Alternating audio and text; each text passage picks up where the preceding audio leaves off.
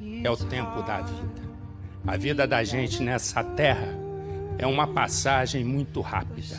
E que a gente tem que entender o seguinte: tem horas que a gente é convidado para ser o ator principal. Tem horas que a gente é convidado para ser o coadjuvante. Tem horas que a gente não é convidado nem para ficar na plateia. Então, se você consegue estar no filme, esse filme que Deus te coloca é para você trabalhar para o outro. Não é para trabalhar para você. Você está trabalhando.